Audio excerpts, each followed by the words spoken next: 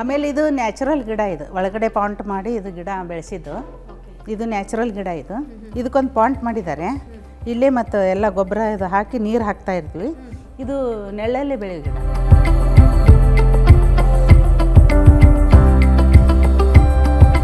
ಇದು ಎಷ್ಟು ವರ್ಷ ಆಯ್ತು ಅಂದರೆ 8 ವರ್ಷ ಆಯಿತು.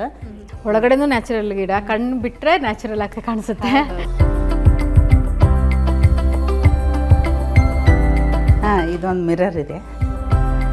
ಯಾರ್ದು ಮೇಡಮ್ ಇದು ಪ್ಲಾನ್?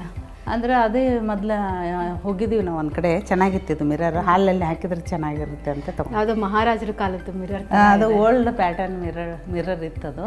ನಾವು ಎಲ್ಲೇ ಗೋವಾಕ್ಕೆ ಹೋಗಿದ್ದೀವಿ, ಅದು ಪ್ಯಾಬ್ ಇಂಡಿಯಾಕ್ಕೆ ಏನೋ ತರಲಿಕ್ಕೆ, ಇದನ್ನು ಅಲ್ಲಿ ತೊಗೊಂಡಿದ್ದು ಪಾರ್ಟ್ ತಗೊಬಂದು ಮಿರರ್ ಹಾಕಿ. ಇಲ್ಲ, ಇದು ಇಷ್ಟೇ ರೆಡಿ ಇತ್ತಿದ್ದು. ಇದನ್ನು ನಾವು ತೊಗೊಂಡು ಬಂದು ಇಲ್ಲೇ ಹಾಕಿದ್ವಿ ರೀ.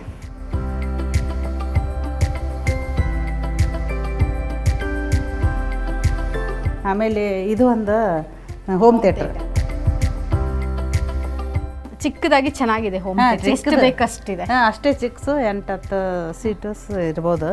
ಎಲ್ಲ ಕಜಿನ್ಸ್ ಅವರು ಎಲ್ಲ ಏನರ ಮದುವೆದು ಅದು ಇದು ನೋಡ್ಬೇಕಾದ್ರೆ ಟೈಮ್ ಸಿಕ್ಕಾಗ ಇಲ್ಲಿ ಬಂದು ನೋಡ್ತೀವಿ. ಇದು ಒಂದು ಹಂಗೆ ಸಿಟೇಟ್ ಹೊರಗಡೆ.